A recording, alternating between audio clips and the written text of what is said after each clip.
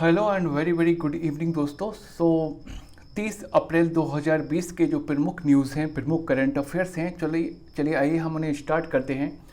तो सबसे पहली जो न्यूज़ है वो है बॉलीवुड के अभिनेता इरफान खान का बुधवार 29 अप्रैल 2020 को निधन हो गया। तो बॉलीवुड अभिनेता इरफान खान जी का निधन हो गया, जो कि हमारे लिए काफ़ी ज़्यादा दुख की न्यूज़ है। एक सिंपल से फेस के एक बहुत ही अच्छे कलाकार, एक बहुत ही उम्दा कलाकार का निधन हो गया है। इनकी उम्र देखी जाए तो मात्र 53 साल के ये थे और ये न्यूरो एंडोक्राइन ट्यूमर से पीड़ित थे, जो एक प्रकार का कैंसर होता है, न्यूरो एंडोक्राइन। इन्हें वर्ष 2011 में पद्मश्री से सम्मानित किया गया था एवं 2012 में पान सिंह तोमर के लिए इन्हें सर्वश्रेष्ठ अभिनेता के रूप में राष्ट्रीय पुरस्कार से सम्मानित किया गया था। तो ये बहुत ही ज़्यादा इम्पोर्टेंट है।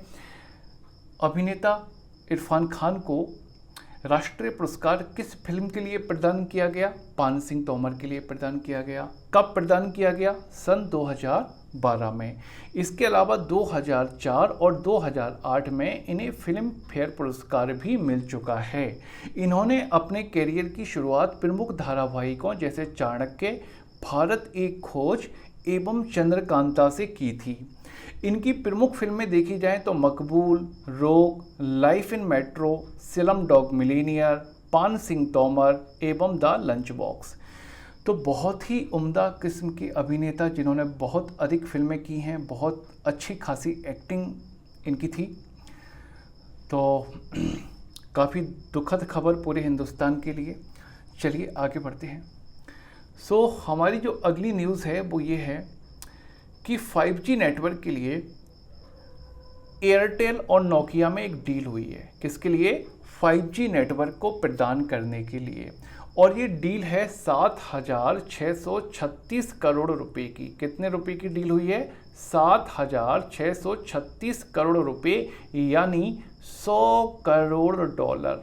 ठीक है, 100 करोड़ डॉलर और रुपए में देखा जाए तो कितना? 7,636 करोड़ रुपए की ये डील हुई है। और ये डील में क्या किया जाएगा कि एयरटेल की जो 4G 5G नेटवर्क की सुविधा है, इसको बहुत ही अच्छा और बेहतर बनाया जाएगा। तो किस प्रकार से बेहतर बनाया जाएगा? इसके लिए नोकिया क्या करेगा? सिंगल रेडियो एक्सेस नेटवर्क के जरिए एयरटेल की जो 5G नेटवर्क की सुविधा है उसको बहुत ही अच्छा बनाएगा। सिंगल रेडियो एक्सेस नेटवर्क, ये होता क्या है? चलिए थोड़ा सा हम इसको समझ लेते हैं। सिंगल रेडियो एक्सेस नेटवर्क होता क्या है? तो देखिए हम पढ़ने जा रहे हैं RAN, रेडियो एक्सेस नेटवर्क। तो देखिए मान के चलिए ये 3 टावर हैं। पहला टावर तो ये रहा, ठीक है, और ये दूसरा टावर हो गया और ये तीसरा टावर हो गया। ठीक है, इसको बोलते हैं हम बेस स्टेशन। अब मान के चलो आपका जो मोबाइल है तो ये पहला टावर हो गया, ये दूसरा टावर हो गया और ये तीसरा टावर हो गया। और ये तीनों टावर जुड़े रहते थे एक कंट्रोलर के द्वारा। ये कंट्रोलर है, यानी कि एक मशीन है जो इन जितने भी टावर हैं इनको क्या कर रही है? कंट्रोल कर रही है। सपोज आप अपना मोबाइल लेके यहाँ घूम रहे हो तो आपका मोबाइल किससे कनेक्ट है? पहले वाले टावर से कनेक्ट है। और ये पहला वाला जो टावर है ये कंट्रोलर से कनेक्ट है। ये जो दूसरा वाला टावर है ये भी किससे कनेक्ट है? कंट्रोलर से कनेक्ट है। और तीसरा टावर भी किससे कनेक्ट है? कंट्रोलर से। यानी कि इनके सेंटर में एक कंट्रोलर होता था जिससे सारे के सारे बेस स्टेशन या मोबाइल के टावर जुड़े होते थे। तो आप जब अपना मोबाइल पहले टावर के पास में हो तो आपकी जो मोबाइल की कनेक्टिविटी पहले टावर से है, यानी कि डेटा किससे मिल रहा है? पहले टावर से। और पहला टावर किससे जुड़ा हुआ है? कंट्रोलर से। तो ये डेटा कहाँ से ले रहा है? ये कंट्रोलर से ले रहा है। आप घूमते घूमते यहाँ आ गए, मान के चलिए आप घूमते घूमते यहाँ आ गए, तो अब आपके मोबाइल की कनेक्टिविटी किससे हो गई है? दूसरे टावर से कनेक्टिविटी हो गई है। अब दूसरे टावर से कनेक्टिविटी हो गई है तो कंट्रोलर को इसने सूचित किया कि भाई ये मोबाइल जो है मेरे एरिया में आया। तो अब क्या हुआ? यहाँ से यहाँ तक जब आप पहुँचे, यानी पहले टावर से दूसरे टावर तक आप पहुँचे, तो यहाँ पे आपका जो डेटा था वो लॉस्ट हो चुका है, यानी कि आपका डेटा, कुछ डेटा क्या हो गया, वो गायब हो गया या बर्बाद हो गया, ऐसा मान लीजिए। और इस कंडीशन में क्या होती थी, जो स्पीड थी मोबाइल की बहुत स्लो चलती थी। ठीक है, क्यों? क्योंकि जितने भी टावर हैं वो फाइनली किससे कनेक्टेड हैं, तो सेंट्रल में कंट्रोलर है, उसी से, उसके कहने पे ही चलते थे। तो इसके कारण से क्या होता था कि वीडियो के चलने में या वीडियो के डाउनलोड होने में बहुत अधिक टाइम लगता था। और जब आप एक क्षेत्र से दूसरे टावर के क्षेत्र में जाते थे, जिसके कारण से डेटा का कोई रिकॉर्ड नहीं होता था, और ना तो इस टावर के पास ये इसको कम्युनिकेट कर पाता था, और ना ही ये वाला टावर इससे कुछ पूछ पाता था। तो इसके कारण से इनमें कोई कम्युनिकेशन नहीं हो पाता था। लेकिन ये तीनों के तीनों किससे कनेक्ट थे? कंट्रोलर से। तो जो हमारी 2G और 3G सेवाएं जो थी, 2G और 3G सेवाएं इस प्रकार से चलती थी। ठीक है, इस प्रकार से हमारी 2G और 3G सेवाएं चलती थी, जिसके कारण से क्या होता था, कोई भी वीडियो चलाने में या उसको डाउनलोड करने में हमें बहुत अधिक टाइम लगता था, क्योंकि वो सब कंट्रोलर के द्वारा चलते थे। अब हम बात करते हैं 4G और 5G नेटवर्क कैसे काम करेगा। इतना समझ में आया आपको? चलिए अब देखिएगा 4G और 5G नेटवर्क। तो 4G और 5G नेटवर्क किस प्रकार से काम करता है, इसमें ये 3 टावर हैं, ये टावर, ठीक है, एक ये टावर, ठीक है, और एक ये टावर। अब क्या हुआ कि वहाँ पर टाइम बहुत ज़्यादा लग रहा था, और ऊपर से वहाँ स्पीड भी बहुत स्लो थी। तो यहाँ पे क्या किया गया है, टाइम कम लगे और स्पीड बढ़ जाए। टाइम तो कम लगे, हम कम टाइम में क्या कर लें, कोई भी वीडियो डाउनलोड कर लें, और स्पीड हमें बहुत अच्छी मिल जाए।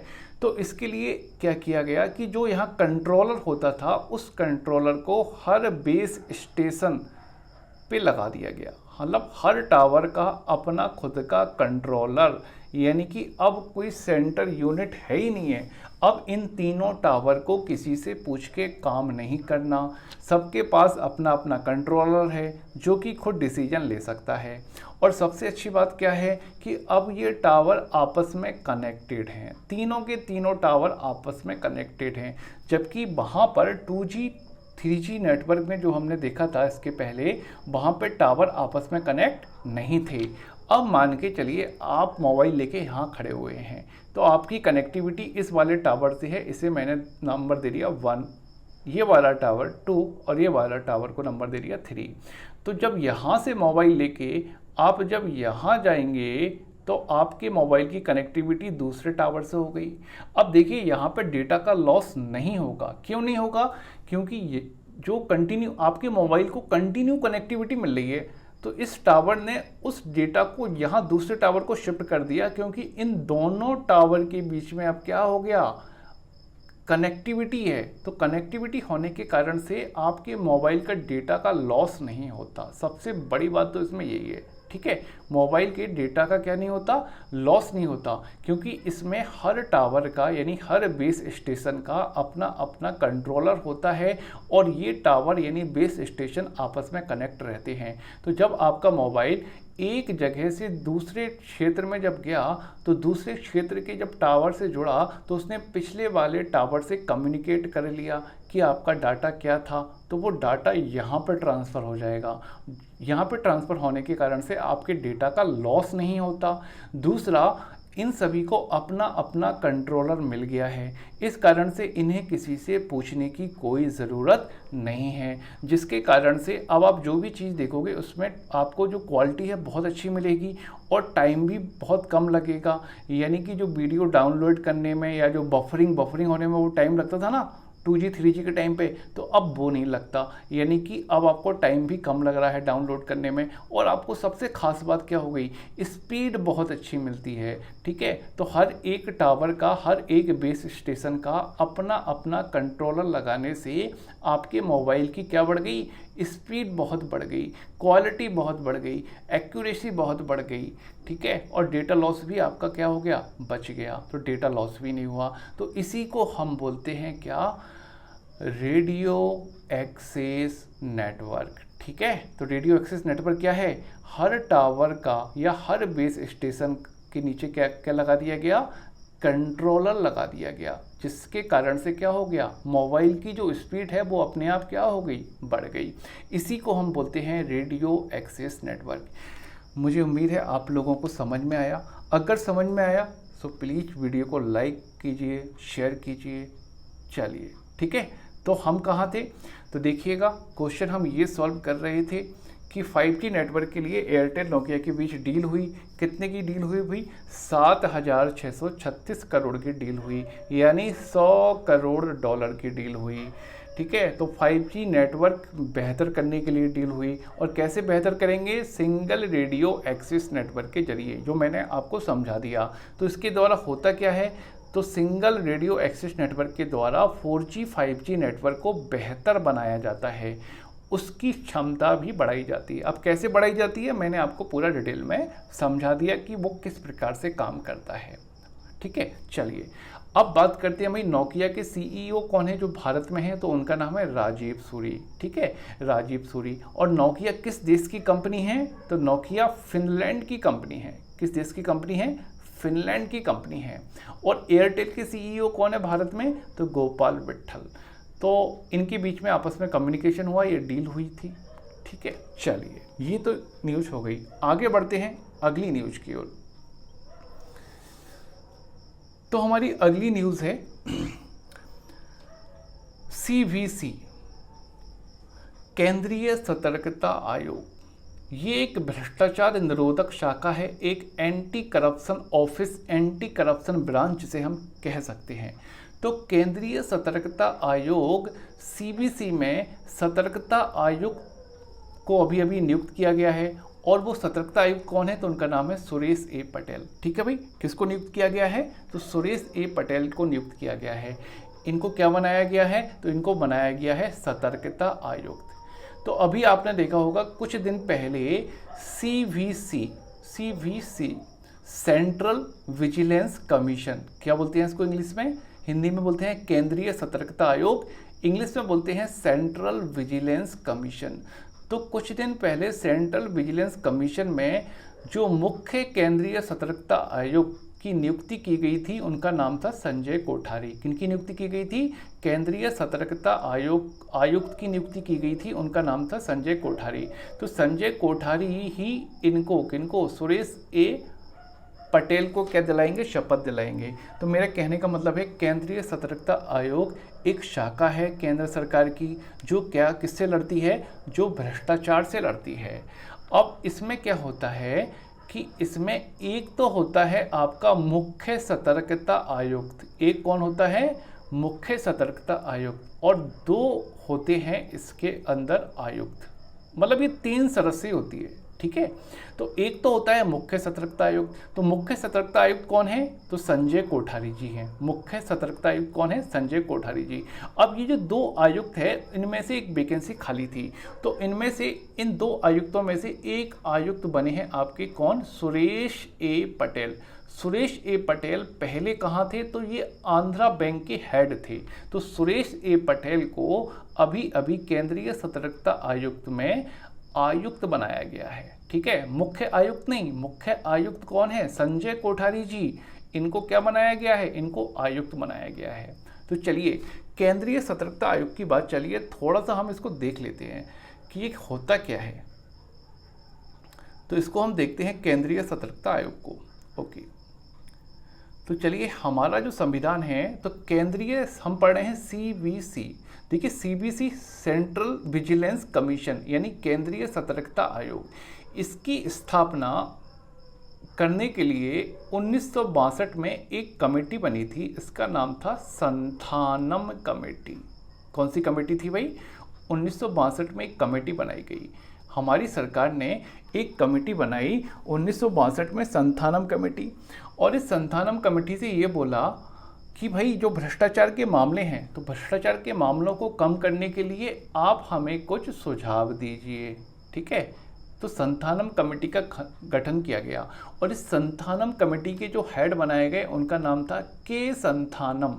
तो के संथानम की अध्यक्षता में 1962 में संथानम कमेटी का गठन किया गया।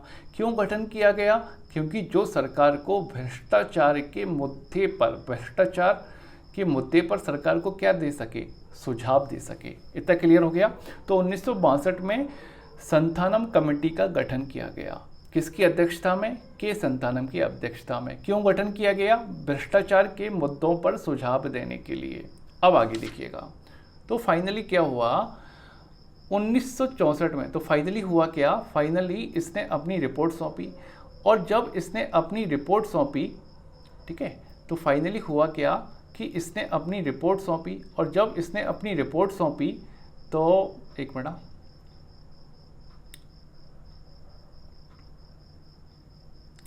चलिए, तो फाइनली क्या हुआ कि इस कमेटी ने अपनी रिपोर्ट सौंपी। तो 1964 में 1964 में संथानम कमेटी के सुझाव को मानते हुए केंद्र सरकार ने केंद्रीय सतर्कता आयोग की स्थापना कर दी। ठीक है, क्लियर हुआ। तो केंद्रीय सतर्कता आयोग की स्थापना कब की गई? 1964 में की गई। किस कमेटी की सिफारिश पर की गई? तो संथानम कमेटी। ये क्वेश्चन आ चुका है पीएससी में, यूपीएससी में। संथानम कमेटी की सिफारिश पर की गई केंद्रीय सतर्कता आयोग की जो स्थापना की गई, जो भ्रष्टाचार के लिए लड़ने के लिए जो ऑफिस बनाया गया, एक शाखा बनाई गई जिसका नाम है सीबीसी, उसकी स्थापना संथानम कमेटी की सिफारिश पर 1964 में की गई। यहाँ तक क्लियर है? ओके। अब देखिएगा, तो गवर्नमेंट ने क्या किया? गवर्नमेंट ने एक अधिसूचना जारी की। कैसे इसकी स्थापना की? 1964 में 1964 में गवर्नमेंट ने एक अधिसूचना के द्वारा केंद्रीय सतर्कता आयोग की स्थापना की। ठीक है, इतना क्लियर हो गया? ओके। अब आगे देखिएगा। तो 1964 में गवर्नमेंट ने क्या किया? अधिसूचना जारी की। लेकिन अब बात करते हैं हम 1998 की। तो 1998 में भारत के राष्ट्रपति ने अध्यादेश के द्वारा सीवीसी को एक सांविधिक संस्था बना दिया। कौन सी संस्था? सांविधिक, या इसे हम बोल सकते हैं वैधानिक संस्था बना दिया। मेरी बात सुनिएगा। जब 1964 में स्थापना जब की गई थी सीबीसी की, उस टाइम पे यह सांविधिक संस्था नहीं थी। उस टाइम पे यह एग्जीक्यूटिव संस्था थी, क्योंकि इसकी जो स्थापना की गई थी वो कैसे की गई थी? इसकी स्थापना एक अधिसूचना के द्वारा की गई थी। तो अगर 1964 की बात की जाए, 1964 में जो सीबीसी था वो कैसा था? अधिसूचना, एग्जीक्यूटिव ऑफिस आप मान सकते हो, क्योंकि अधिसूचना के द्वारा इसकी स्थापना की गई थी। लेकिन 1998 में इसको सांविधिक यानी कि वैधानिक दर्जा प्रदान किया गया था राष्ट्रपति ने अध्यादेश जारी करके। क्लियर हो गया? तो आपको क्वेश्चन क्या बनेगा? क्वेश्चन आपको ये बन सकता है कि बताइए सीबीसी किस प्रकार की संस्था है या किस प्रकार की एजेंसी है? तो सांविधिक संस्था है या वैधानिक संस्था है? याद रखना, संवैधानिक नहीं है, संवैधानिक ऑप्शन में होगा। ये क्वेश्चन आ चुका है, मत लगाना। संवैधानिक का मतलब है क्या इसका संविधान में कहीं वर्णन है? तो बिल्कुल वर्णन नहीं है।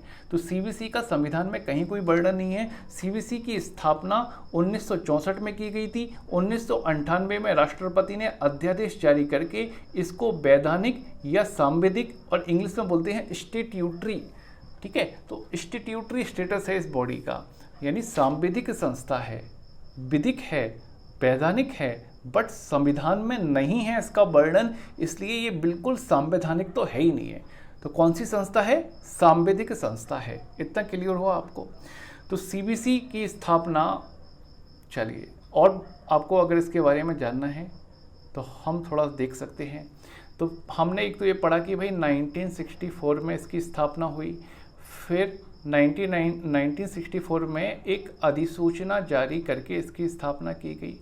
फिर हमने ये देखा कि 1998 में राष्ट्रपति ने क्या किया?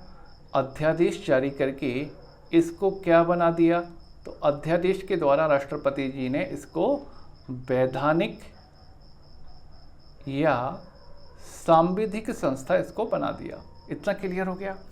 अब जब राष्ट्रपति जी अध्यादेश लेके आ गए तो अध्यादेश कितने सप्ताह तक रहता है, 6 सप्ताह तक मैक्सिमम। तो फाइनली क्या हुआ, इस अध्यादेश को बढ़ाते बढ़ाते बढ़ाते फाइनली पहुंच गए हम कब, 2003 में। तो देखिए राष्ट्रपति जब भी, पॉलिटी में आपने पढ़ा होगा कि राष्ट्रपति जब भी कोई अध्यादेश लेके आता है तो उसकी वैधता 6 सप्ताह, कम से कम 6 सप्ताह से कब तक होती है, अधिकतम 6 माह तक होती है, जब तक कि दोनों सदनों की बैठक नहीं चल रही हो। तो फाइनली क्या होता है कि इस अध्यादेश को संसद से पारित होना जरूरी है। तो फाइनली क्या हो गया, 2003 में ये जो अध्यादेश था ये संसद से पारित हुआ। संसद से जब ये पारित हुआ तो 2003 में CVC एक्ट बना, CVC एक्ट, ठीक है। तो CVC एक्ट के द्वारा इस अध्यादेश को स्वीकृति दे दी गई और ये सांविधिक संस्था बन गया। क्लियर हो गया। तो याद रखिएगा 1998 में तो राष्ट्रपति के अध्यादेश का वही पावर होता है जो संसद का पावर होता है। राष्ट्रपति के अध्यादेश का वही पावर होता है जो संसद के पास जो पावर होता है। तो ये हमने CVC की हिस्ट्री देख ली है। तो बस आपको इसमें तैयार रखना है, CVC की स्थापना 1964 में की गई थी, लेकिन इसको जो इसको वैधानिक या सांविधिक दर्जा दिया गया था 1998 में राष्ट्रपति के द्वारा दिया गया था। और अगर क्वेश्चन है बताइए संसद ने इसके लिए कानून कब पास किया, तो संसद ने 2003 में CVC के लिए कानून पास किया और CVC एक्ट के द्वारा इसको सांविधिक या वैधानिक दर्जा इसका बरकरार रखा। इतना क्लियर हो गया। ओके, अब देखिएगा CVC में एक तो होता है मुख्य आयुक्त और 2 होते हैं अन्य आयुक्त, ठीक है। एक होता है मुख्य आयुक्त और 2 होते हैं अन्य आयुक्त। अब इनकी नियुक्ति की जाती है कोलेजियम प्रणाली के द्वारा। ये भी क्वेश्चन बनेगा, इनकी नियुक्ति कैसे की जाती है, कोलेजियम प्रणाली के द्वारा। अब ये कोलेजियम प्रणाली क्या होती है, तो थोड़ा सा इसको हम देख लेते हैं।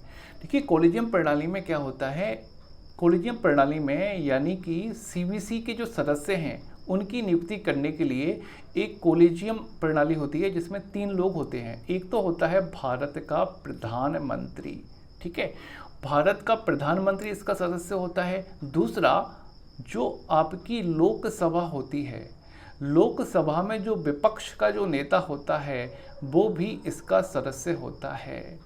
और तीसरा जो भारत के गृह मंत्री हैं वो भी इस कॉलेजियम के सदस्य होते हैं।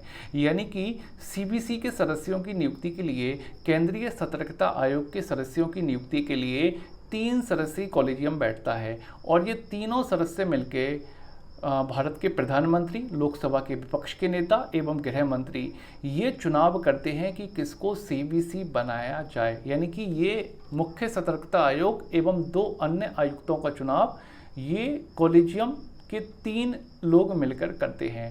अब इस कॉलेजियम कमेटी का जो अध्यक्ष होता है वो प्रधानमंत्री होता है। क्लियर हो गया भाई। तो CVC के सदस्यों का चुनाव किसके द्वारा किया जाता है, कोलेजियम प्रणाली के द्वारा किया जाता है। इस कोलेजियम प्रणाली में कौन कौन शामिल होता है, तो प्रधानमंत्री, लोकसभा के विपक्ष के नेता और गृह मंत्री इसमें शामिल होते हैं। इतना क्लियर हो गया। चलिए अगर इसके कार्यकाल की बात की जाए तो देखिए CVC का जो कार्यकाल होता है, ठीक है, अगर बात की जाए किसकी, CVC के कार्यकाल की, जो 3 लोग होते हैं इनका कार्यकाल कितना रहता है, तो देखिए इनका जो कार्यकाल रहता है वो 4 साल का रहता है। कितने का, 4 वर्ष या 65 वर्ष की आयु, तो जो भी इनमें से पहले हो, ठीक है। तो CVC का मेंबर बनने के लिए जो कार्यकाल है वो कब तक का रहेगा, 4 साल, या तो 4 साल या 65 वर्ष की आयु, इनमें से जो भी पहले पूरी हो जाए। ओके, इतना क्लियर हो गया। अब आप बात करोगे भाई योग्यता क्या है, क्या हम बन सकते हैं, तो इसके लिए योग्यता ये रखी गई है कि जो अखिल भारतीय सेवा के अधिकारी होंगे, IAS वगैरह, ठीक है, अखिल भारतीय सेवा के जो अधिकारी होंगे या जो केंद्रीय अधिकारी होंगे, केंद्रीय सरकार के अधिकारी, वही CVC में जा सकते हैं। यानी कि इसको बनने के लिए आपको क्या होना पड़ेगा, IAS लेवल का एग्ज़ाम या केंद्रीय लेवल का, सेंट्रल गवर्नमेंट में आपको ऑफिसर होना चाहिए, वही लोग CVC में जा सकते हैं। इतना क्लियर हो गया। तो ये हो गया भाई CVC। सीबीसी के बारे में मैंने आपको समझाने की कोशिश की। एक बार हम क्वेश्चन की ओर वापस लौटते हैं, अब आपको क्वेश्चन और समझ में आएगा अच्छे से। चलिए देखते हैं। तो क्वेश्चन ये था कि भ्रष्टाचार निरोधक शाखा यानी केंद्रीय सतर्कता आयोग, इसको ही इंग्लिश में बोलते हैं सीबीसी, सेंट्रल विजिलेंस कमीशन। तो केंद्रीय सतर्कता आयोग में सीबीसी में अभी अभी आयुक्त का पदभार किसने संभाला? तो आयुक्त का जो पदभार संभाला वो संभाला आपके सुरेश ए पटेल ने। किसने संभाला? सुरेश ए पटेल ने। तो सुरेश ए पटेल ने आयुक्त का पदभार संभाला। अब ये जो सुरेश ए पटेल थे, इसके पहले ये आंध्र प्रदेश बैंक के हेड थे। अब सुरेश ए पटेल जी को शपथ किसने दिलवाई? तो मुख्य केंद्रीय सतर्कता आयुक्त संजय कोठारी, जो अभी अभी नियुक्त हुए हैं, इन्होंने सुरेश ए पटेल को शपथ दिलाई। ठीक है, तो केंद्रीय सतर्कता आयोग की स्थापना 1964 में की गई थी। मुख्यालय नई दिल्ली में है, हमने ये पढ़ ही लिया है। चलिए आगे बढ़ते हैं अगले क्वेश्चन की ओर। चलिए, हमारा अगला जो न्यूज़ है वो ये बोलती है कि कोरोना वायरस संक्रमण से रोकने के लिए जो प्लाज्मा थेरेपी अभी परीक्षण के दौर में है, ऐसा केंद्रीय स्वास्थ्य मंत्रालय ने बोला है। देखिए, आपने न्यूज़पेपर में पढ़ा होगा या टीवी पे न्यूज़ सुना होगा कि प्लाज्मा थेरेपी के द्वारा कोरोना का इलाज किया जा रहा है, ऐसा आपने पढ़ा होगा। तो प्लाज्मा थेरेपी, तो केंद्र सरकार का ये कहना है कि जो प्लाज्मा थेरेपी है, ऐसा नहीं है कि ये 100% सही है, मतलब 100% ये कारगर ही हो, क्योंकि अभी तक ICMR मतलब इंडियन काउंसिल मेडिकल रिसर्च, तो इंडियन काउंसिल जो मेडिकल रिसर्च है उसने अभी तक इसको अपनी मंजूरी, किसको? प्लाज्मा थेरेपी जो टेक्निक है कोरोना वायरस से लड़ने की, उसको अभी तक ICMR ने अपनी मंजूरी प्रदान नहीं की है।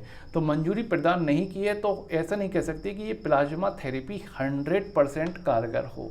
तो थोड़ा सा हम प्लाज्मा थेरेपी को समझने की कोशिश करते हैं कि ये होती क्या है।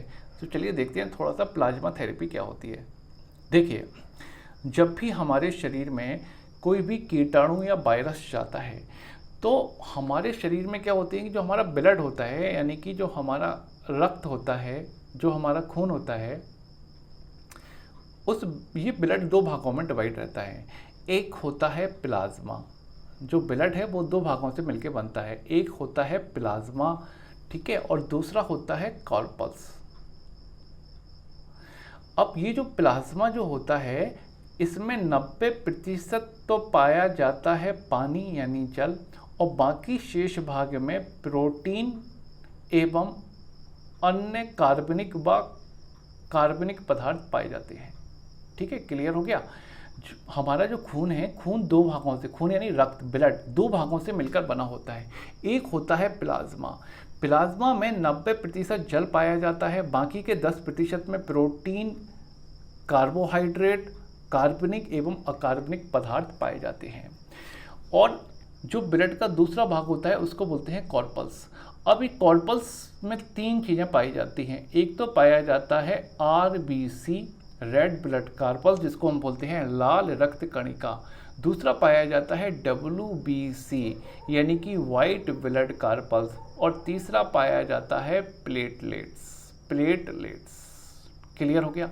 तो हमारा जो खून है, जो हमारा ब्लड है, वो इन सब से मिलके बना होता है। एक तो प्लाज्मा से, दूसरा कॉर्पल्स में RBC, WBC और प्लेटलेट्स, यानी कि ये सब हमारे खून के हिस्से हैं। प्लाज्मा, RBC, WBC और प्लेटलेट्स। इतना क्लियर हो गया। अब देखिएगा, तो होता क्या है कि ये जो प्लाज्मा थेरेपी है, इस प्लाज्मा थेरेपी में जो हमारा RBC होता है, इसको हम बोलते हैं लाल रक्त कणिका। क्या बोलते हैं इसको हम? लाल रक्त कणिका। इंग्लिश में हम इसको बोलते हैं रेड ब्लड कॉर्पल्स। तो ये किससे मिलके बनता है? तो ये हीम और ग्लोबिन से मिलकर बनता है, हीम एवं ग्लोबिन। अब ये जो हीम है, ये होता है पिगमेंट यानी कि वर्णक, यानी कि इसी हीम के कारण से जो हमारे ब्लड यानी खून का रंग कैसा होता है? लाल होता है। और ये जो ग्लोबिन होता है, ये ग्लोबिन होता है एक प्रकार का प्रोटीन। ठीक है, ग्लोबिन क्या होता है? तो ग्लोबिन एक प्रकार का प्रोटीन होता है। और ग्लोबिन का निर्माण कहाँ होता है? तो लिवर में ग्लोबिन का निर्माण होता है। देखिए मैं आपको बता रहा हूँ एंटीबॉडी क्या होते हैं। तो एंटीबॉडी हमारे ब्लड में पाए जाते हैं। तो एंटीबॉडी कहाँ पाए जाते हैं वो मैं आपको बता रहा हूँ। अभी चल रहा है आरबीसी, हम पढ़ रहे हैं ब्लड। ब्लड दो भागों से मिलकर बना होता है, प्लाज्मा एवं कॉर्पल्स। कॉर्पल्स मतलब कण। तो हम पढ़ रहे हैं क्या, लाल रक्त कणिका। तो लाल रक्त कणिका में अगर डिटेल में जाए तो ये हीमोग्लोबिन से मिलकर बना है। इसी हीम के कारण से ये हीम को आयरन भी कहते हैं, ये एक पिगमेंट होता है और इसी कारण से जो खून का जो रंग होता है वो लाल होता है। ग्लोबिन क्या होता है, ग्लोबिन एक प्रोटीन होता है और ग्लोबिन का निर्माण कहाँ होता है, तो लिवर में होता है। तो ये तो हो गया आपका आरबीसी, लाल रक्त कणिका।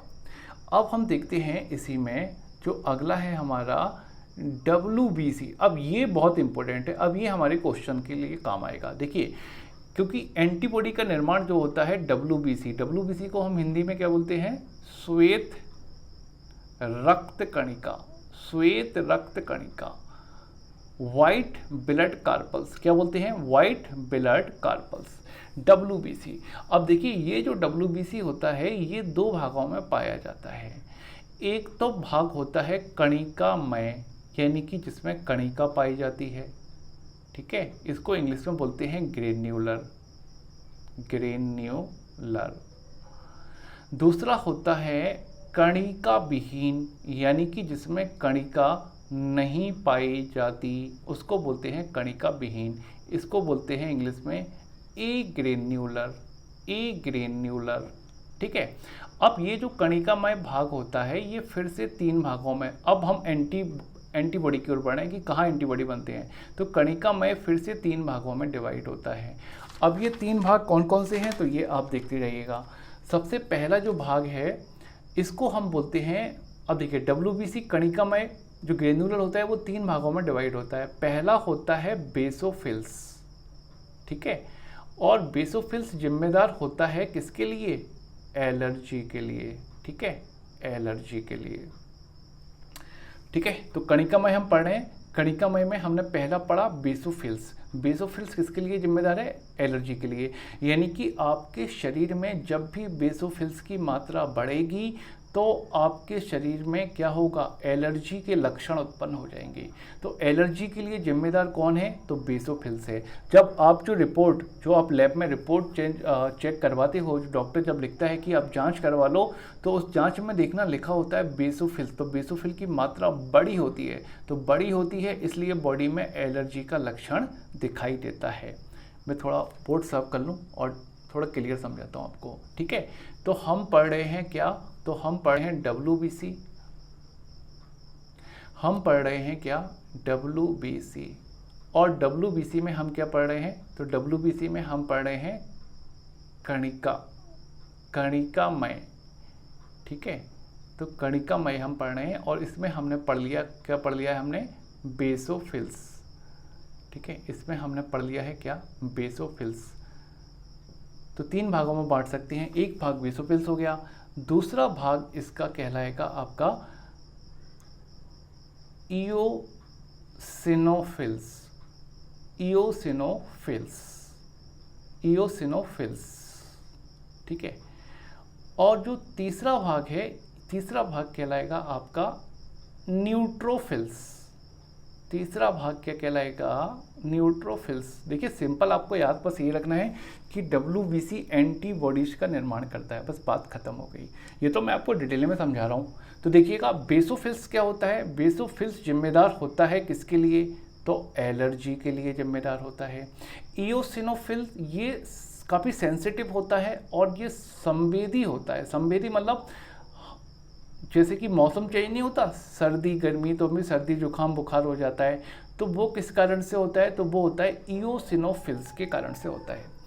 अब बात करते हैं जो हमारा मुद्दा है आज का, वो है एंटीबॉडी। तो ये तीसरा जो होता है ना न्यूट्रोफिल्स, ये न्यूट्रोफिल्स ही क्या बनाता है, यही बनाता है एंटीबॉडी। अब मुद्दे की बात पे हम आए। मैं चाहता तो मैं डायरेक्ट लिख देता, लेकिन मैं चाह रहा WBC यानी ब्लड जो है आपको मैं थोड़ा डिटेल में पढ़ा दूं। तो देखिए WBC के अंदर पाया जाता है क्या, न्यूट्रोफिल्स, और न्यूट्रोफिल्स ही क्या बनाता है, एंटीबॉडी। और इन्हीं एंटीबॉडी को हम क्या बोलते हैं, रोग प्रतिरोधक यानी कि इम्यूनिटी, क्या बोलते हैं इनको हम, रोग प्रतिरोधक। ठीक है, इतना क्लियर हो गया। कणिकामय को 3 भागों में बांटा, बेसोफिल्स, इओसिनोफिल्स और न्यूट्रोफिल्स। इनमें से बेसोफिल्स एलर्जी के लिए जिम्मेदार है, इओसिनोफिल्स जो है संवेदना के लिए जिम्मेदार है। मौसम परिवर्तित होने पे हमें जुखाम वगैरह सर्दी हो जाती है तो मौसम के लिए संवेदी होता है इओसिनोफिल्स। और न्यूट्रोफिल्स जो है, जो WBC में पाया जाता है, वही एंटीबॉडी का निर्माण करता है। और यही एंटीबॉडी में क्या पाया जाता है, रोग प्रतिरोधक क्षमता पाई जाती है, इम्यूनिटी पाई जाती है। तो न्यूट्रोफिल्स ही क्या करते हैं, एंटीबॉडी का निर्माण करते हैं। इतना क्लियर हो गया, थोड़ा सा और बस। ठीक है, तो हमने देखा कि WBC में हमने क्या पढ़ा अभी, न्यूट्रोफिल्स। अब बस सिर्फ एंटीबॉडी ही चलेंगे, न्यूट्रोफिल्स। अब देखिए, ये तो हमने कणिका में पढ़ लिया। अब जो कणिका विहीन है, एक ग्रेन्युलर है, ये 2 भागों से मिलकर बना होता है और ये दोनों भाग भी एंटीबॉडी बनाते हैं। अब ये दोनों भाग कौन कौन से हैं, तो एक तो है कणिका विहीन लिम्फोसाइट। याद रखना, WBC का दूसरा नाम लिम्फोसाइट्स भी है, तो वो WBC ना लिखकर आपको कह देगा लिम्फोसाइट्स। तो कणिका विहीन 2 भागों से मिलकर बना होता है, लिम्फोसाइट्स और मोनोसाइट। लिम्फोसाइट्स और मोनोसाइट्स।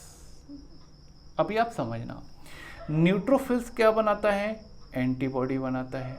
ठीक है, एंटीबॉडी। और ये एंटीबॉडी ही क्या होते हैं, रोगों से लड़ते हैं। लिम्फोसाइट्स भी क्या बनाता है, तो ये भी एंटीबॉडीज बनाता है। और जो मोनोसाइट्स है, ये भी क्या बनाएगा, ये भी एंटीबॉडी बनाता है। ये मैंने बहुत डिटेल में आपको बता दिया।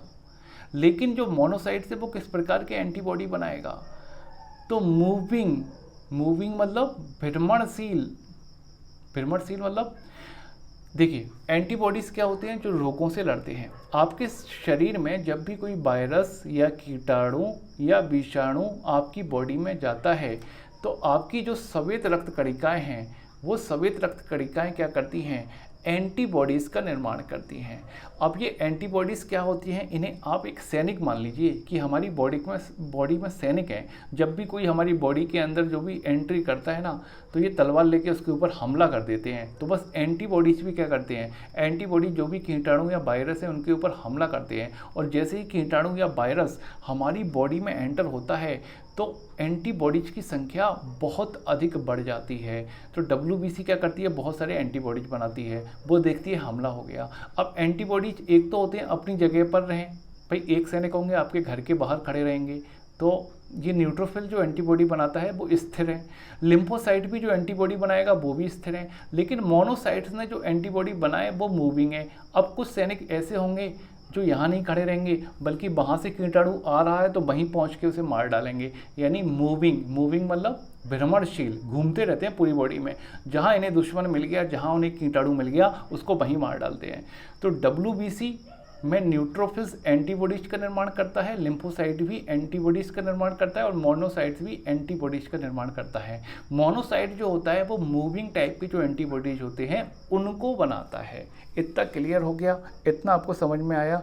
चलिए अब क्वेश्चन में आते हैं। तो फाइनली मैं यहाँ तक आपको क्यों लेके आया, क्योंकि मैं आपको ये बताने जा रहा था कि एंटीबॉडीज़ के लिए जिम्मेदार कौन होता है, तो WBC। श्वेत रक्त कणिकाएं हमारे शरीर में क्या बनाती हैं, एंटीबॉडीज़ बनाती हैं। ठीक है, एंटीबॉडीज़ बनाती हैं। अब आइए आप क्वेश्चन पे। अब क्वेश्चन आपको बहुत अच्छे समझ में आने वाला है। तो क्वेश्चन हमारा ये था कि कोरोना वायरस संक्रमण से रोकने के लिए प्लाज्मा थेरेपी अभी परीक्षण के दौर में है, ऐसा बोला है किसने, केंद्रीय स्वास्थ्य मंत्रालय ने। तो केंद्रीय स्वास्थ्य मंत्रालय का कहना है कि जो प्लाज्मा थेरेपी है, तो प्लाज्मा थेरेपी मैंने आपको समझा दिया।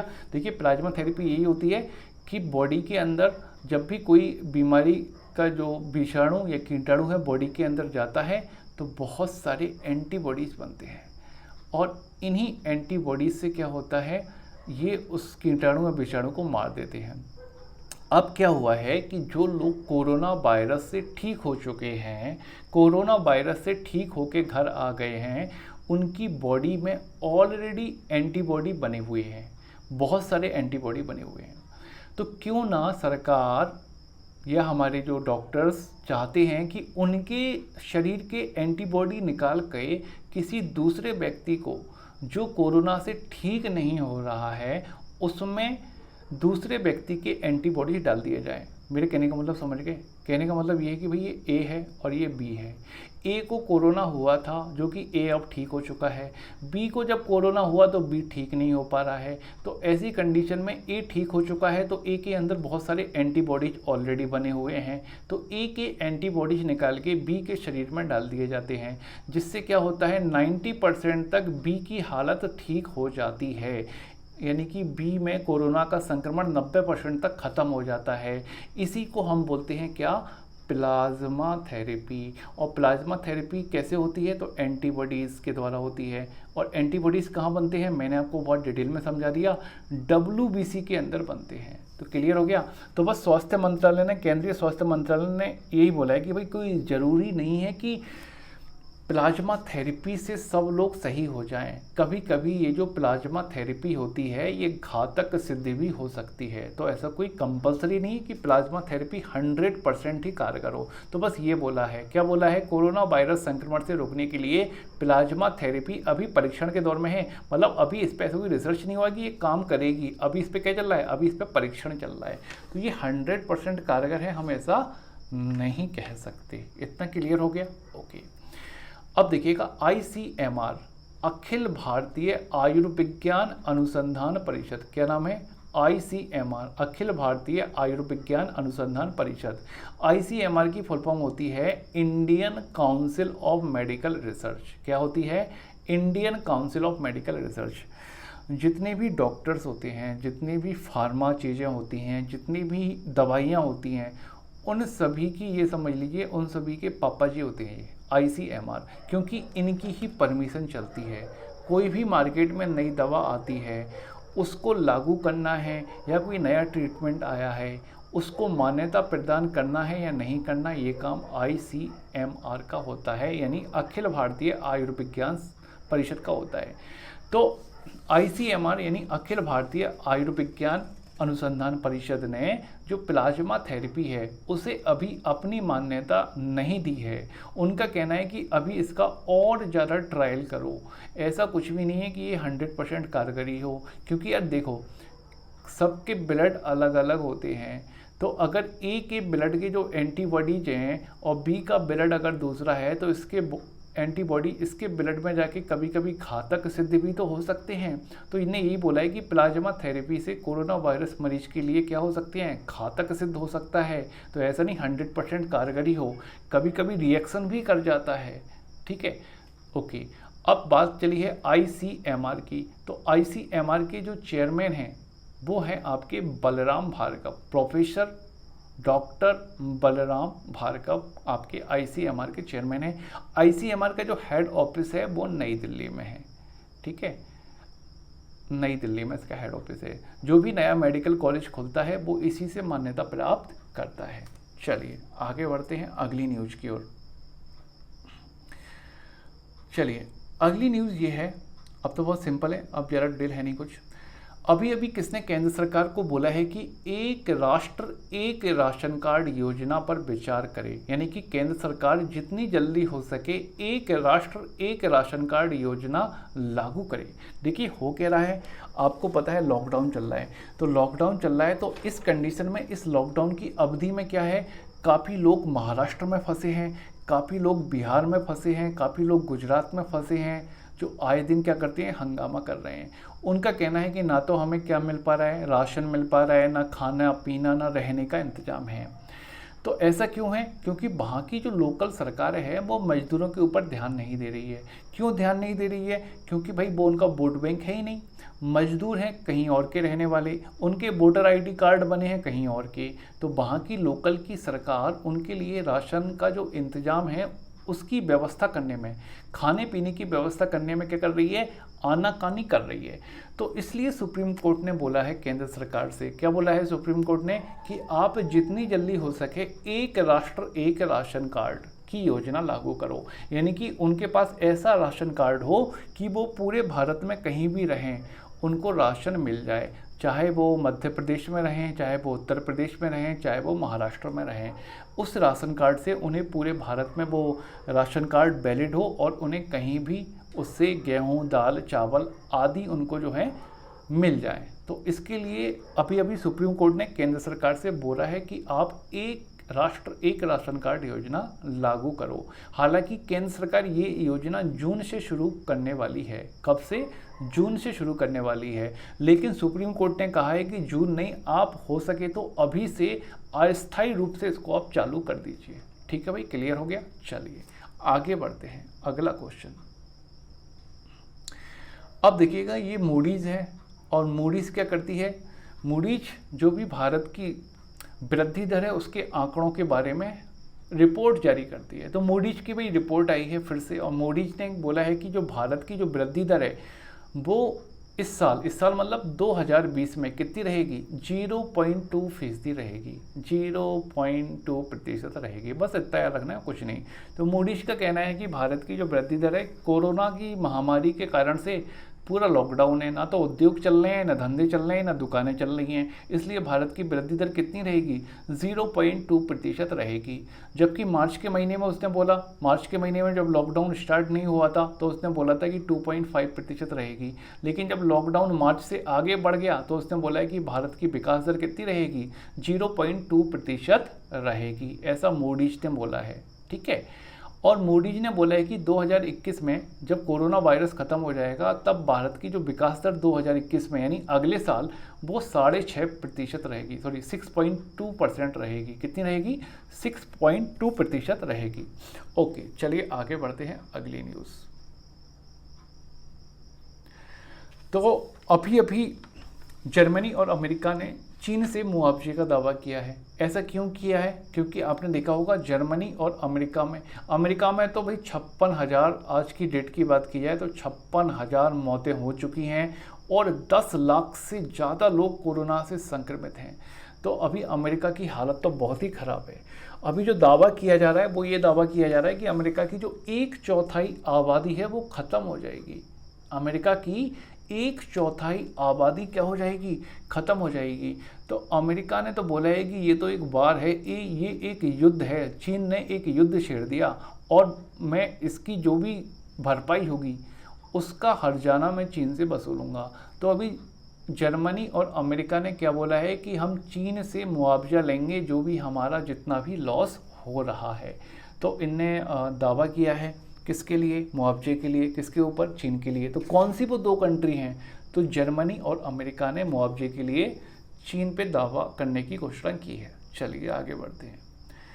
अब देखिएगा, एशियाई विकास bank ADB, Asian development bank, Asian development bank ने क्या किया? कोरोना से लड़ने के लिए भारत को 1.5 अरब डॉलर का कर्ज उपलब्ध करवाएगा। कितने का?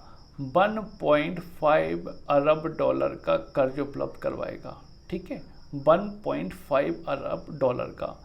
तो जो एशियाई विकास बैंक है वो भारत में कोरोना से लड़ने के लिए भारत को कितने का कर्ज देगा? 1.5 अरब डॉलर का एक कर्ज देगा। अब ADB के जो अध्यक्ष हैं उनका नाम है मासात्सुगु असाकावा। ADB का जो मुख्यालय है वो मनीला फिलीपींस में स्थित है और ADB में अभी 68 कंट्रीज यानी कि 68 देश इसके सदस्य हैं, जिनमें भारत भी शामिल है। और एशियाई विकास बैंक की जो स्थापना हुई थी 19 दिसंबर 1966 को हुई थी। एशियाई विकास बैंक की स्थापना कब हुई थी? 19 दिसंबर 1966 को हुई थी। इसका मुख्यालय कहाँ है? मनीला फिलीपींस में है। इसके अध्यक्ष कौन है? तो मासात्सुगु असाकावा, ये आपको याद रखना है। और ये भारत को 1.5 अरब डॉलर का कर्ज उपलब्ध कराएगा। किसके लिए? कोरोना से लड़ने के लिए। चलिए आगे बढ़ते हैं।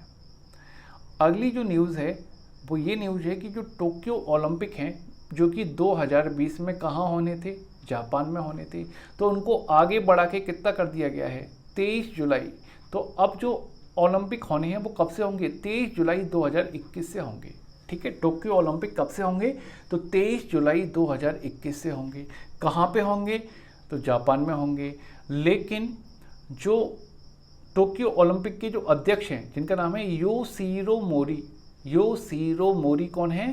टोक्यो ओलंपिक 2020 के अध्यक्ष। उनने बोला है कि अगर 2021 से आगे बढ़ाने की ज़रूरत पड़ी तो वो हम नहीं कर पाएंगे। यानी कि ओलंपिक 23 जुलाई 2021 को ही होंगे। अगर कोरोना ख़त्म नहीं हुआ और डेट आगे बढ़ाने की नौबत आई तो हम डेट आगे नहीं बढ़ा पाएंगे।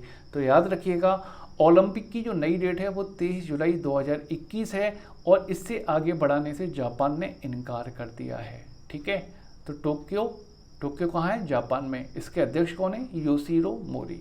चलिए आगे बढ़ते हैं। अब देखिएगा हुआ क्या कि अभी संयुक्त राष्ट्र का एक प्रोग्राम हुआ था और उस संयुक्त राष्ट्र के प्रोग्राम में एक गाना गाया गया था, एक सॉन्ग गाया गया था। उस सॉन्ग का नाम क्या है? अर्थ एंथम। जैसे नेशनल एंथम होता है ना, वैसे ही एक अर्थ एंथम, जिसे हम बोलते हैं पृथ्वी गान। क्या बोलते हैं? पृथ्वी गान। तो भाई पृथ्वी गान गाया गया। कहाँ गाया गया? संयुक्त राष्ट्र के एक कार्यक्रम में। और उस कार्यक्रम का नाम क्या है? मैंने लिखा हुआ है, youth lead community call covid and climate emergency कार्यक्रम। आपको तैयार करने की ज़रूरत नहीं है, बस आपको तैयार रखना है कि संयुक्त राष्ट्र के जो कार्यक्रम हुआ था वहाँ पे अर्थ एंथम यानी पृथ्वी गान को गाया गया था। तो इसकी खास बात क्या है? आप बोलोगे इसमें क्या खास है? तो भाई इसमें खास ये है कि इस पृथ्वी गान को जो लिखा था ना, वो राजदूत, किसने लिखा था? भारत के राजदूत अभय कुमार ने लिखा था। किसने लिखा था? भारत के राजदूत अभय कुमार ने लिखा था। और इसको संगीतबद्ध किसने किया था? तो संगीतबद्ध किया था डॉक्टर सुब्रमण्यम ने। संगीतबद्ध किसने किया था? डॉक्टर सुब्रमण्यम ने संगीतबद्ध किया था। और इसको गाया किसने था? तो इसको गाया था प्रख्यात पार्श्व गायिका कविता कृष्णमूर्ति ने इसको गाया था।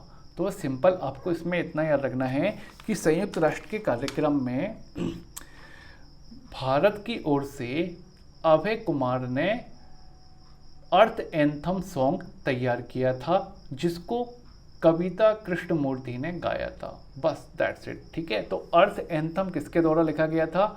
भारत के राजदूत अभय कुमार। ये कहाँ पे राजदूत हैं? तो ये मेडागास्कर और कोमोरोस में राजदूत हैं वर्तमान में। इन्होंने अर्थ एंथम यानी पृथ्वी गान को लिखा था जो कि संयुक्त राष्ट्र के प्रोग्राम में गाया गया। और गाया किसने था? कविता कृष्णमूर्ति ने गाया था। ओके, चलिए आगे बढ़ते हैं। अगली और जो लास्ट न्यूज़ ये है कि अमेरिका की एक संस्था है, तो अमेरिका की संस्था ने कहा है कि भारत में अल्पसंख्यक वर्गों का उत्पीड़न बढ़ा। तो ये काफ़ी शॉकिंग न्यूज़ जो है अमेरिका की ओर से आई है। तो अमेरिकी आयोग ने अंतर्राष्ट्रीय धार्मिक स्वतंत्रता पर, तो अमेरिकी आयोग है जो कि अंतर्राष्ट्रीय धार्मिक स्वतंत्रता पर उसने अपनी 21वीं सालाना रिपोर्ट जारी की है। और इस 21वीं सालाना रिपोर्ट में उसने भारत के ऊपर आरोप लगाया है कि भारत में अल्पसंख्यकों का उत्पीड़न बढ़ा है, यानी अल्पसंख्यकों को भारत में परेशान किया जा रहा है। अब इसमें भारत ही नहीं है, भारत के अलावा भारत, रूस, चीन, ईरान, उत्तर कोरिया, पाकिस्तान, इन सभी देशों में भारत, रूस, चीन, ईरान, उत्तर कोरिया, पाकिस्तान, इन सभी देशों में अल्पसंख्यकों के ऊपर उत्पीड़न किया जा रहा है। उनकी धार्मिक आज़ादी को लेके ना अमेरिकी आयोग ने चिंता जताई है। ओके, तो भारत के विदेश मंत्रालय ने भी फिर क्या किया? जवाब दिया और बोला कि भाई ये अमेरिका के ये जो दावे हैं गलत हैं और आप हर साल ऐसे ही भारत पे झूठा इल्ज़ाम लगाते हो, जबकि भारत में अल्पसंख्यक सबसे ज़्यादा सुरक्षित हैं और खुश हैं। ओके, क्लियर हो गया? तो हमारे विदेश मंत्रालय ने उनको जवाब दिया। अब ये जो अमेरिकी आयोग है तो इसने बोला है कि जो अफ़गानिस्तान है, तुर्की है, अल्जीरिया है, अजरबैजान, बहरीन, मिस्र, इंडोनेशिया, इराक और मलेशिया को इन्हें विशेष निगरानी सूची में शामिल किया जाए। ठीक है, क्यों शामिल किया जाए? क्योंकि भाई यहाँ पे अल्पसंख्यकों को बहुत ही ज़्यादा प्रॉब्लम आ रही है। क्लियर हो गया? तो इन देशों को तो विशेष निगरानी सूची में शामिल करने के लिए बोल दिया है, जबकि बोल दिया है कि भारत पाकिस्तान में, चीन में, रूस में, ईरान में और उत्तर कोरिया में बोला है कि काफ़ी उत्पीड़न अल्पसंख्यकों के साथ किया जा रहा है। तो क्वेश्चन कैसे आएगा? क्वेश्चन ऐसे आ जाएगा कि किसने अंतर्राष्ट्रीय धार्मिक स्वतंत्रता पर अपनी 21वीं रिपोर्ट में बोला है कि भारत में अल्पसंख्यकों का उत्पीड़न होता है? तो अमेरिकी आयोग ने, ये रिपोर्ट कौन जारी करता है? अमेरिकी आयोग ने बोला है कि भारत में अल्पसंख्यकों के ऊपर धार्मिक उत्पीड़न किया जा रहा है। तो ये हुए आज के समाचार और इसी के साथ थैंक यू सो मच।